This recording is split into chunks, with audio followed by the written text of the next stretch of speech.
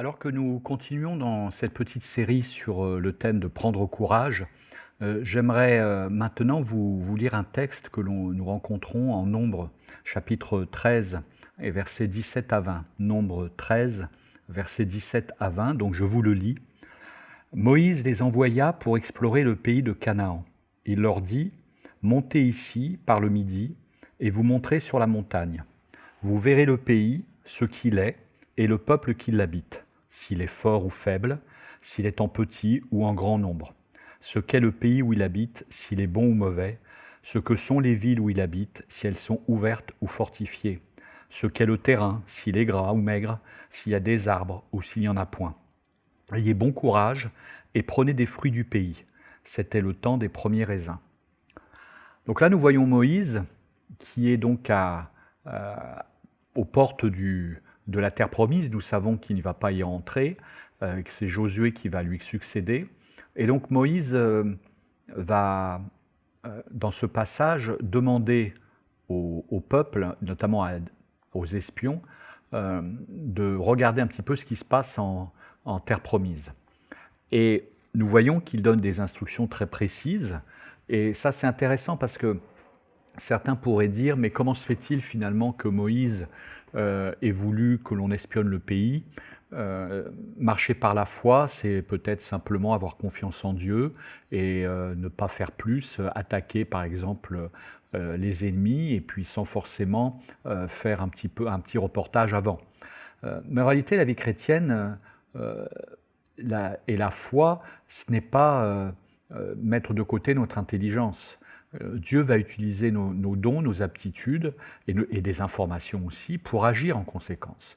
De la même façon, si je prends l'exemple de quelqu'un qui va implanter une église quelque part, il peut y aller guidé par le Saint-Esprit et puis établir des contacts, évangéliser dans une rue et puis une église va naître de cette manière-là et ce sera très bien.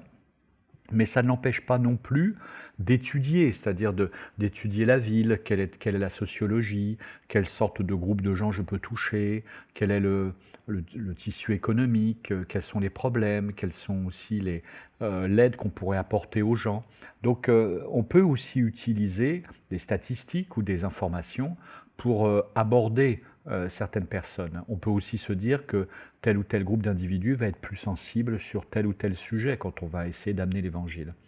De la même manière, quand on se prépare au mariage, on peut être motivé par l'amour ou par la beauté de l'être aimé, et en même temps, on va réfléchir. Qu'est-ce qu'on va faire ensemble? Est-ce que nous avons des goûts qui sont les mêmes? Est-ce que nous avons une même vision de la vie chrétienne à deux? Donc ça demande aussi de la réflexion. La vie par la foi, ce n'est pas mettre de côté ses réflexions. J'aime bien le passage dans les évangiles où Jésus dit aux disciples, avant de construire une tour, on s'assoit et on évalue le coût. Ça ne veut pas dire avoir la foi, manquer de foi.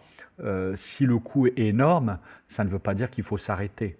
Ce n'est pas ce que Jésus est en train de dire. Ce qu'il est en train de dire, c'est que marcher avec lui, justement, va avoir un coût. Marcher avec lui, ce n'est pas anodin.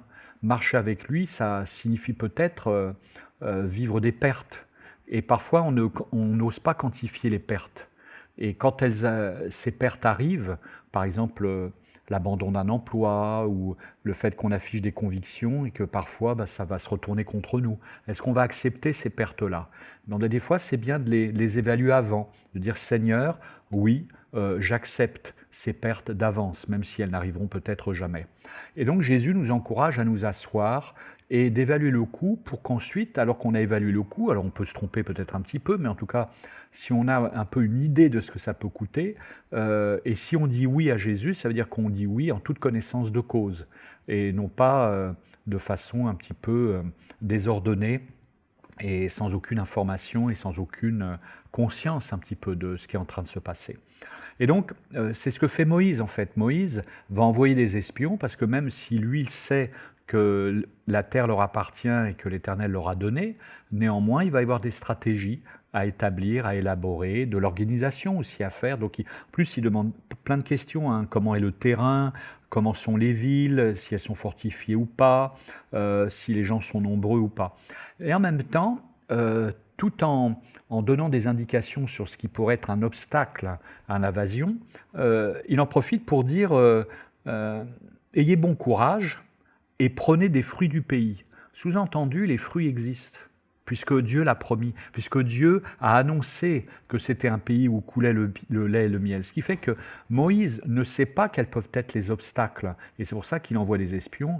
Mais par contre, ce dont il est sûr, c'est qu'il y a des fruits dans le pays. Et c'est pour ça qu'il associe l'expression « prenez » ou « ayez bon courage » au fait de prendre des fruits du pays. C'est-à-dire que c'est de voir les bénédictions dans ce pays qui va leur donner du courage. C'est parce qu'il y a déjà une bénédiction qui les attend, qu'ils vont trouver courage. Donc vous voyez, il ne leur demande pas uniquement de regarder aux ennemis, il leur demande aussi non seulement de regarder aux promesses de Dieu, mais de les prendre déjà, d'en prendre un petit peu. D'ailleurs, c'est précisé, c'était le temps des premiers raisins.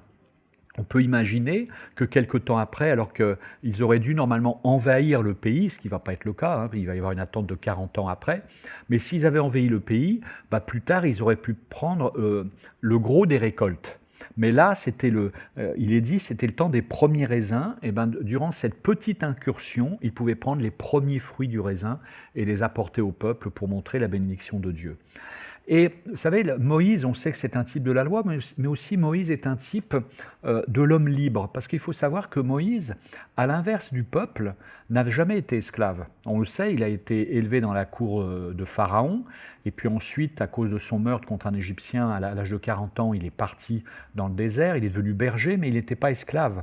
Donc Moïse n'a jamais eu cette mentalité d'esclave, à l'inverse du peuple qui l'entourait. Alors on sait qu'il y a Josué et Caleb qui ne vont pas être dans cette trempe et qu'eux aussi vont marcher par la foi et croire Dieu. Mais Moïse, qui lui a toujours été libre, leur demande de prendre courage parce que lui doit sentir, il sait que c'est pas évident d'utiliser sa liberté quand on a toujours été esclave. Et il les encourage là, à vivre dans leur nouvelle identité, en réalité. On sait, vous savez, que à la fin de la guerre de sécession, aux États-Unis, donc l'esclavage en Amérique aux États-Unis a été aboli, et donc les esclaves n'étaient plus esclaves. Et il y a eu différentes réactions à cette nouvelle donne. Et on le sait, il y a des esclaves, ou des anciens esclaves, juridiquement parlant, ce n'étaient plus des esclaves, mais en fait qui sont restés chez leur maître. Alors soit parce que, comme on le voit dans les évangiles, il y avait peut-être des maîtres qui étaient bons, et qui du coup ont commencé à les salarier, les payer normalement, et donc ils ont vécu pleinement leur liberté. Mais d'autres sont restés avec une mentalité d'esclave parce qu'ils ne croyaient pas possible de vivre une autre vie. Et là, c'est ce qui s'est passé avec le peuple de Dieu, c'est-à-dire qu'ils étaient encore asservis dans leurs pensées.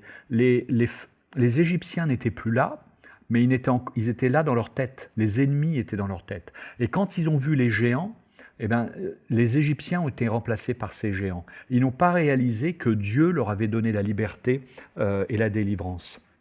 Et donc, ces Juifs, et n'oublions pas aussi qu'ils venaient de recevoir les 10 commandements. Alors il y avait peut-être aussi ce trouble, de savoir comment ils allaient pouvoir obéir aux 10 commandements. Il y avait peut-être un joug aussi qui s'était imposé.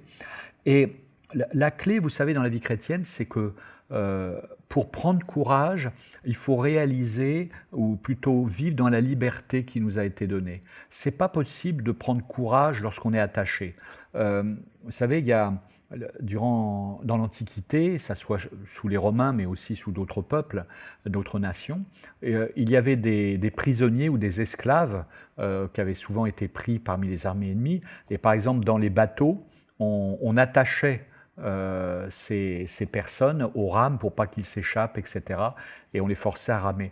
Mais ce n'est pas comme ça qu'on fait les meilleurs soldats. Un soldat va combattre correctement lorsqu'il est libre de tous ses mouvements.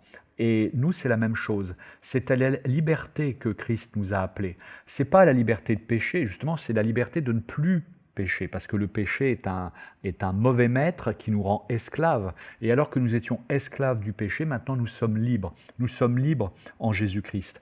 Le problème, c'est que parfois, à cause de notre désobéissance, notre manque d'enseignement parfois, ou manque de discernement, nous restons prisonniers de certaines choses.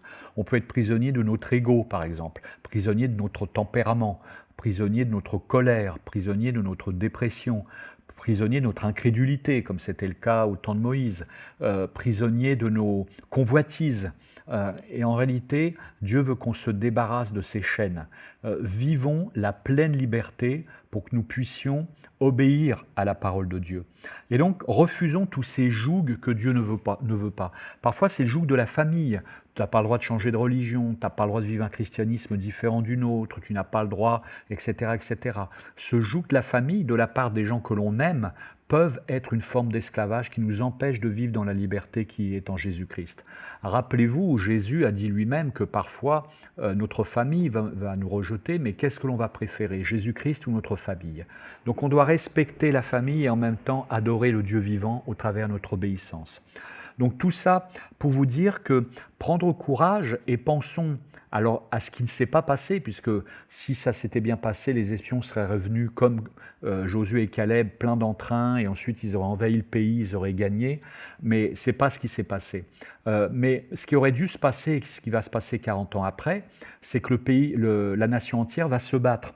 Et si vous voulez, la liberté, ça ne veut pas dire que on est toujours sur un terrain facile. Oui, il va y avoir des obstacles, oui, il y aura des ennemis, oui, il va falloir se battre, mais il y aura des ennemis alors que nous sommes libres. Il y aura des difficultés, mais nous sommes libres. On va se battre, mais nous sommes libres, parce que Dieu nous a appelés à la liberté.